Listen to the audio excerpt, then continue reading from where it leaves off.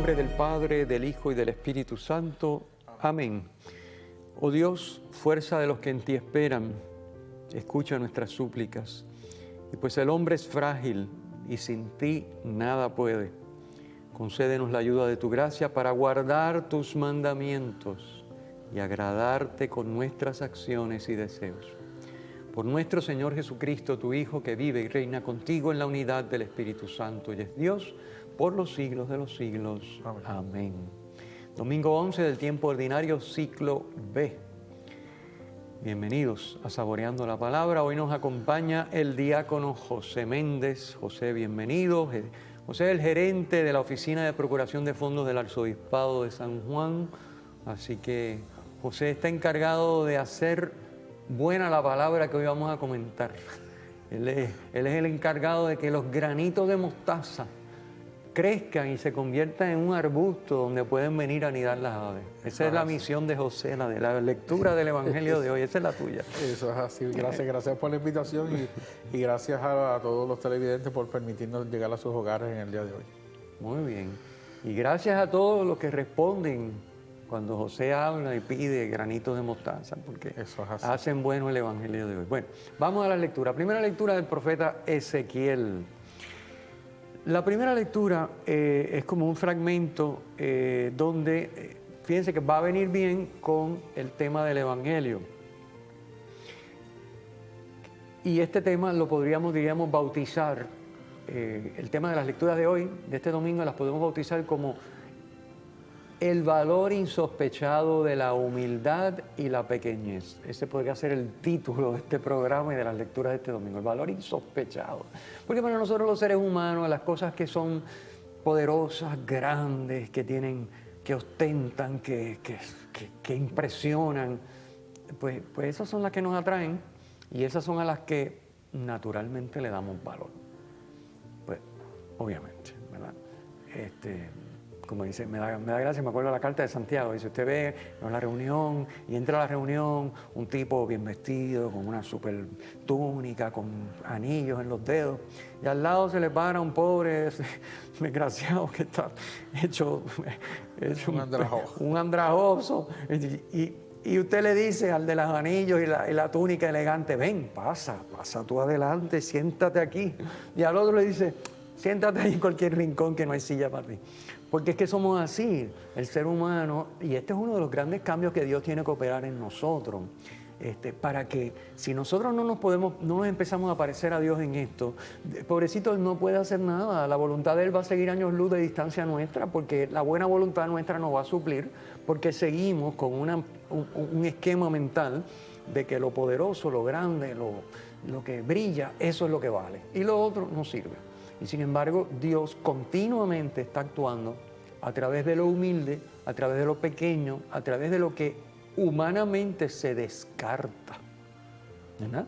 Entonces, esa es la primera lectura. La primera lectura es Dios, claro, un lenguaje un poquito extraño, por medio del profeta Ezequiel, dice, yo escoger una rama del alto cedro y la voy a plantar en un monte. Y esa rama va a crecer y va a ser más alto que cualquier otro cedro, más alto que todos los árboles, y como va a estar en un monte va a ser una cosa majestuosa, pero originalmente era una ramita de un cedro. Repito, esto ya nos apunta a lo que vamos a hablar en el Evangelio, que es la parábola del grano de mostaza, la semillita que ni se ve prácticamente, sopla el viento y se la lleva, y se convierte en un arbusto ya de cierto tamaño, no es una matita, no es una matita de Pascua pequeña, es un arbusto, entonces ahí anidan las aves. Así que esta es la primera lectura. La primera lectura diríamos que es como un poner en perspectiva lo que luego vamos a ver en el Evangelio, y esta primera lectura está ambientada en el destierro, en la época del destierro. Ezequiel está diciendo, ok, ahora están en el destierro, perdieron todo, porque no siguieron la voluntad de Dios, O sea, no es que Dios sea malo, es que Dios los está ayudando a crecer para que puedan cumplir la voluntad de Dios. O sea, el destierro es medicinal. El castigo de Dios no es un castigo, diríamos, por castigar, por vengar, sino que es un castigo siempre medicinal.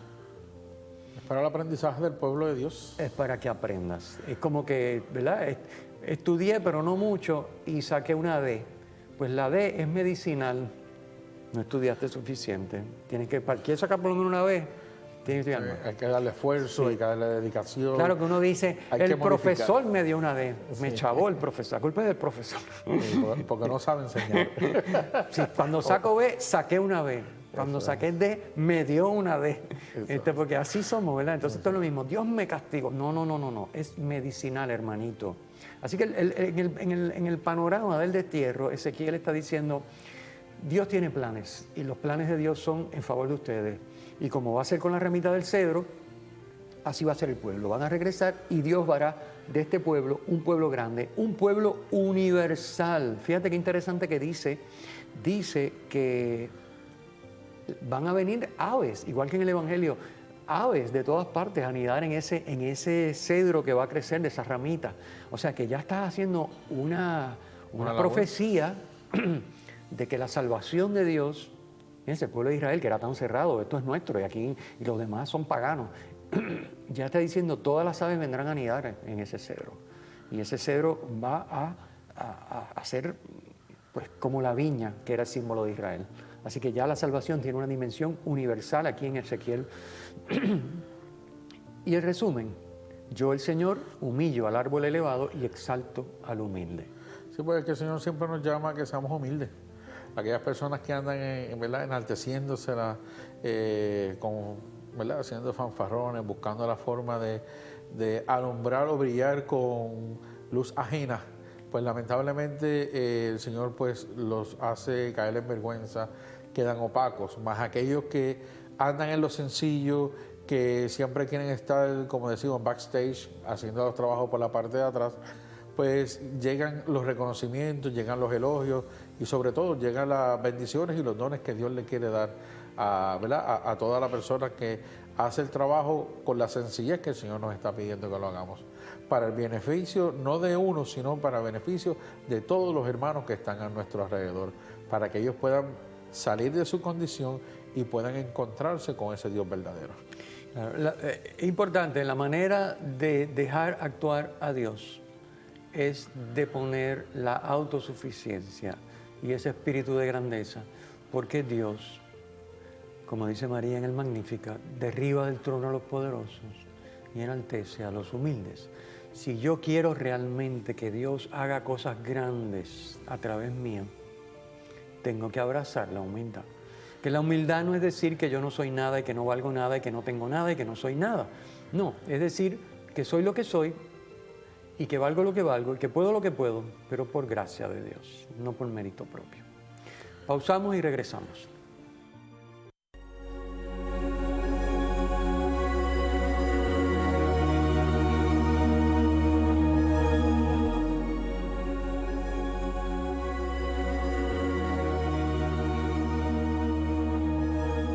De regreso, saboreando la palabra, comentando las lecturas del domingo 11, tiempo ordinario, ciclo B, con nuestro hermano, el diácono José Méndez. Vamos a hablar de la segunda lectura. La segunda lectura está tomada de la segunda carta de San Pablo a los Corintios. El tema no va con la primera y el Evangelio y la primera sí, como dijimos, van de la mano y enseguida comentaremos al Evangelio, pero la segunda es una lectura donde San Pablo, ¿qué nos está diciendo San Pablo? Que él se sabe que en esta vida no está en lo definitivo, no está en lo que él llama en la patria es el cielo, la patria es la comunión con la Trinidad, sino que está en destierro, porque de Dios venimos y a Dios vamos, por lo tanto estamos como los judíos en el destierro, estaban en la tierra prometida, Dios los sacó, van a regresar, pues nosotros, dice Pablo, es un poquito la misma idea, procedemos de Dios, que es la tierra prometida, que es el cielo, que es la comunión con la Trinidad, procedemos de Dios y a Él nos dirigimos.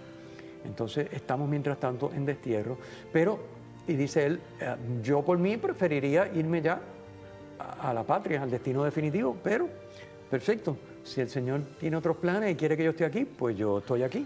Pero eso sí, dice Pablo, en destierro o en patria, la voluntad de Dios. Que él lo dice, nos esforzamos por agradarlo. ¿Qué cosa es agradar a Dios? Hacer su voluntad. Eso es así, hacer su eso es voluntad. así. Y si vemos dentro de los documentos de Pablo y en Hechos de los Apóstoles, marca claramente ese anhelo que tenía Pablo por regresar nuevamente a la casa del Padre, porque muchas veces hasta provocó incidentalmente para poder regresar nuevamente a la casa del Padre, pero la voluntad de Dios fue otra, que lo hizo pasar por un proceso en el cual pues fue purificando para poder entonces llegar a la casa del Padre.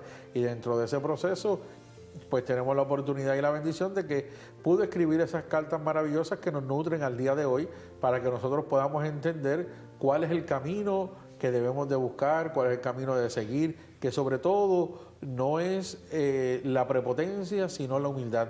Y especialmente eso nos lo deja ver bien claro Pablo, de acuerdo a cómo era su personalidad y cómo cambió cuando tuvo aquel encuentro con nuestro Señor Jesucristo. Efectivamente, efectivamente. Pablo es testigo de lo humilde, bueno, Pablo sabemos que se gloria de sus debilidades, dice, Eso es porque así. le dije al Señor, oye, esto me tiene ya, quítame esta espina. Y el Señor me contestó, mi gracia te basta. En tu debilidad se manifiesta el poder de Dios. Entonces, bien, pues es nuestra debilidad asumida con humildad. No nuestra debilidad disfrazada de prepotencia o de autosuficiencia, que es como nos invita el mundo. El mundo nos invita a hacer, no, tú débil nada. Tú cómete los niños crudos y tumba toda la cabeza que haya que tumbar, tú vas para adelante, tú sueñas y echa para adelante que lo que tú quieres se va a dar. No, espérate un momento. Es que yo no quiero que se dé lo que yo quiero que lo que yo quiera sea lo que Dios quiere. Es decir, esa es la visión cristiana. No es que no sueñe, pero la pregunta que hay que hacerse es, ¿mis sueños son también los sueños de Dios? Porque si mis sueños no son los de Dios, es difícil que se den. Eso es así. Entonces, tenemos que tener cuidado cuando asumimos estos discursos del mundo y los tomamos como propios, porque claro, humanamente hablando eso parece una cosa buena. Pues sí, hay que echar para adelante. Bueno, hay que echar para adelante. Pero ¿qué cosa es echar para adelante? Échale ganas y que vas a triunfar. Bueno, pero échale ganas ¿a qué? A lo que yo decidí autónomamente que me conviene o que quiero y mientras tanto me llevo por el medio al que haga falta para lograrlo. Pues no, eso no puede ser echar para adelante. Echar para adelante es escuchar lo que Dios quiere, abrirme a la gracia para dejarme transformar, para poder vivir lo que Dios quiere con la ayuda de Dios en mí. Eso es echar para adelante. Lo demás es echar para atrás. Y la otra frase que tenemos muy común últimamente que es que yo me lo merezco. Todo me lo merezco. Mira, no somos merecedores de nada, Claro. ni siquiera de la gracia de Dios. La tenemos porque Dios, por su voluntad, Claro. nos la ha querido regalar. Por eso se dice gracia, porque Eso es es gratis, porque no es merecida. Si es fuera merecida, se llamaría paga. Eso es Pero así. como es gracia, quiere decir que no merecemos, que es pura gracia, es un don, todo es un don. Nadie merece nada. Bueno, lo único que merecemos es la oportunidad de cumplir la voluntad de Dios. Esa oportunidad, y esa no, Dios nos la da. Pero también es gracia, que la podamos cumplir es gracia, es colaboración con la gracia, no es mérito nuestro. Eso es O sea que, bueno, entremos al Evangelio, que tiene unas cosas muy lindas, muy interesantes hoy. La lectura de Pablo ya creo que la cubrimos. Vamos al Evangelio. El Evangelio de hoy, tomado del capítulo 4 de San Marcos, no me quiero equivocar para confundir a la gente, nos presenta, ya hemos hablado antes del pasaje que leemos hoy, Marcos nos ha presentado en ese capítulo la parábola del sembrador y la parábola de la lámpara y de la medida. ¿Okay? La del sembrador la conocemos, la de la lámpara es, bueno, no se enciende una lámpara para cubrirla, meterla debajo de la cama, lo que sea, del celemín, bueno. No. Así que, y entonces entramos en el texto de hoy, que trae una primera parábola, que es la parábola de la semilla, versículos 26 al 29, y después trae la parábola del grano de mostaza, que es la del versículos 30 al 32, las dos van juntas en el Evangelio de hoy. Y están en sintonía con la primera lectura que ya comentamos, la del famosa ramita del cedro humilde que se convierte en donde vienen las aves a anidar. Bueno, entonces aquí eso más bien va a coordinar con lo de la semillita de mostaza, como ya apuntamos. Pero la primera es muy interesante, esa parábola que a veces la podemos quizás no entender bien y despachar. Lo que nos está diciendo es que la gracia, la acción divina, es como la semilla. ¿En qué sentido es como la semilla? Dice esta parábola que leemos al comienzo. Pues es muy interesante. Dice, les voy a leer el texto directo del Evangelio. Dice, el reino de Dios se parece a un hombre que echa semilla en la tierra. Él duerme de noche y se levanta de mañana. La semilla germina y va creciendo sin que él sepa cómo. La tierra va produciendo fruto sola. Primero los tallos, luego la espiga, después el grano. Y cuando el grano está a punto, entonces ahí tiene que intervenir el sembrador. Mete la hoz porque ha llegado la siega. Así que la acción de Dios, la acción divina, se parece a esta semilla. ¿Qué puede hacer el sembrador para que la semilla crezca? Con la semilla no puede hacer nada. Tiene que haberla depositado en el terreno fértil, haber preparado bien el terreno y asegurarse que tiene el agua y los nutrientes y más nada, y esperar. ¿Qué puede hacer? Nada, esperar. Imagínense que el sembrador diga, verde, déjame escarbar a ver por dónde va la semilla. Pues se muere la semilla. O tan pronto la semillita empieza a echar un poquito el tallo, pues lo halo para que crezca más rápido. Pues es barata la semilla y se muere y no crece nada. Es decir, ¿qué puedo hacer yo para que el proceso que tiene que seguir la gracia, la acción de Dios en mí y en el mundo se acelere? Lo que me toca. ¿Qué es lo que le toca al sembrador? Que el terreno esté bien, sembrar la semilla buena en buen sitio, en este caso la semilla buena no tiene problema porque es de Dios, y esperar. Y luego cosechar. Pausamos y regresamos.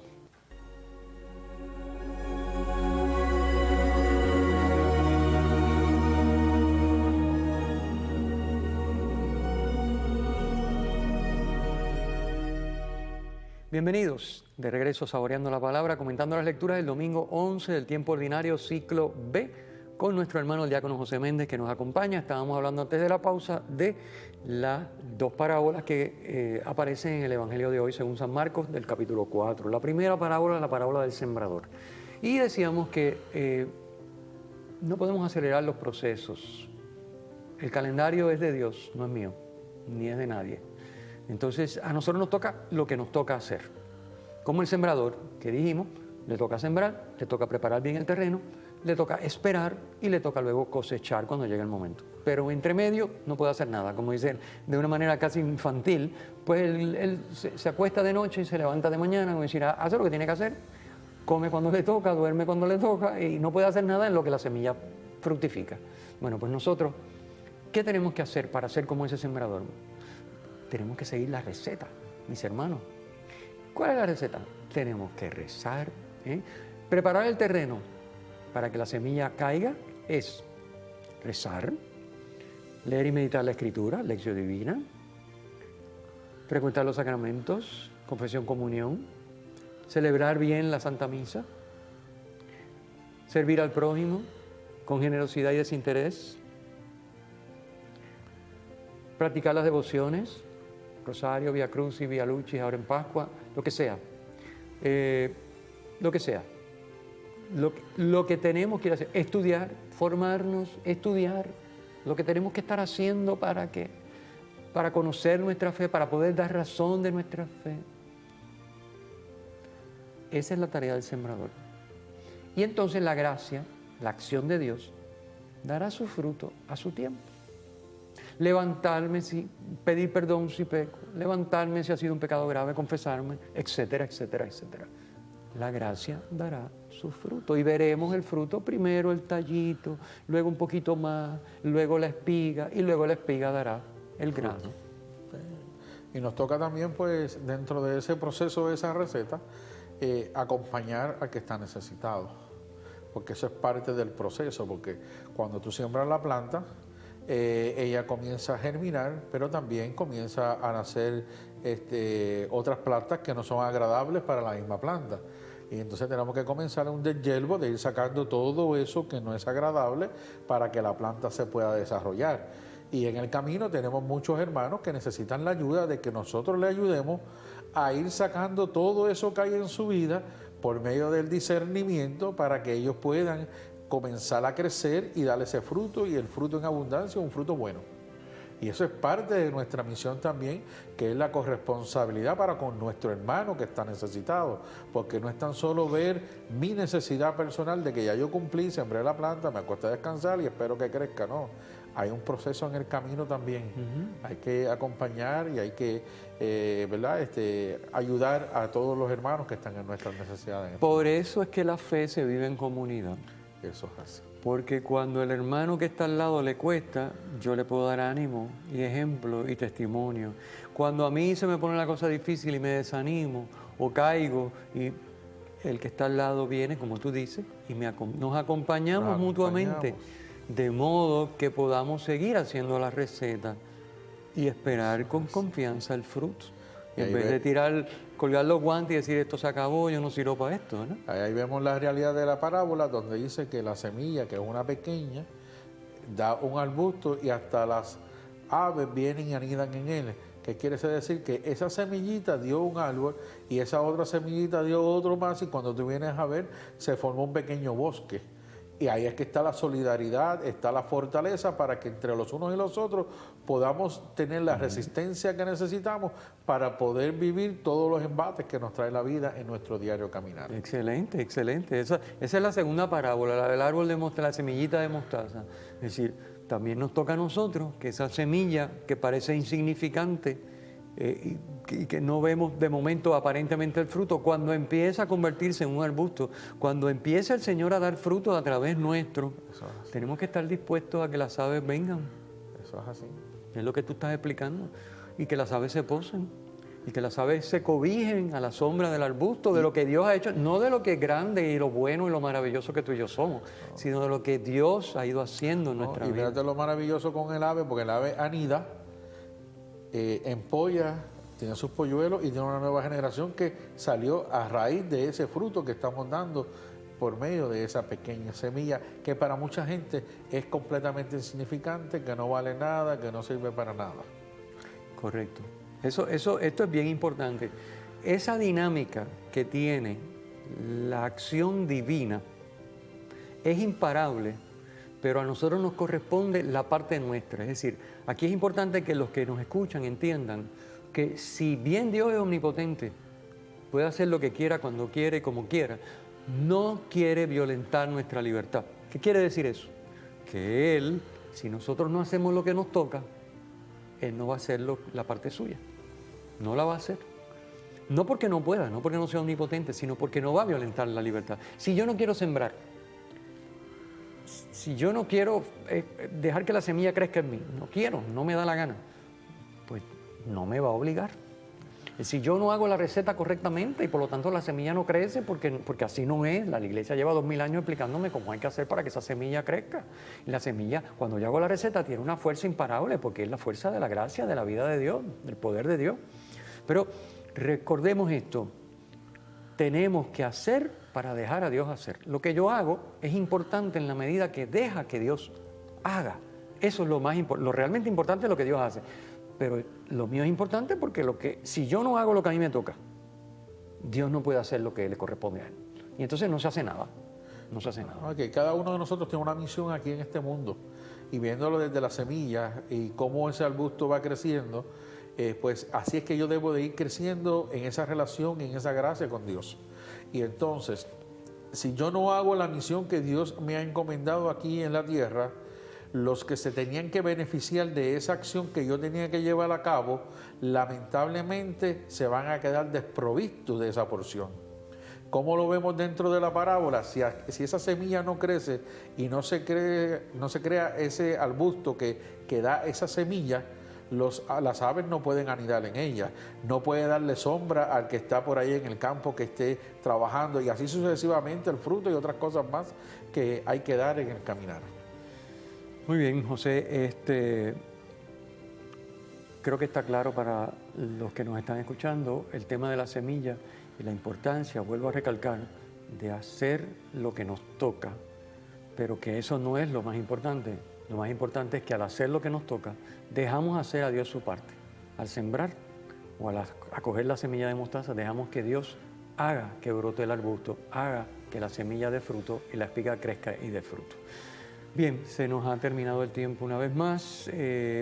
Quiero pedirle a los televidentes, recordarles, ya lo saben, pero recordarles que vayan a la página, al sitio web de la Parroquia Cristo Redentor, pacrired.org, y allí tienen los materiales. Sobre todo hay una lección divina, un documento de lección divina de varias páginas que pueden hacer lección comunitaria con el Evangelio que comentamos aquí, y luego tiene un documento más breve que están todos los apuntes en el que basamos la conversación que tenemos aquí en este programa. Pueden ir y descargarlo. Agradezco al diácono José Méndez su participación, como siempre entusiasta aquí en el programa de hoy, y nos despedimos no sin antes darles la bendición.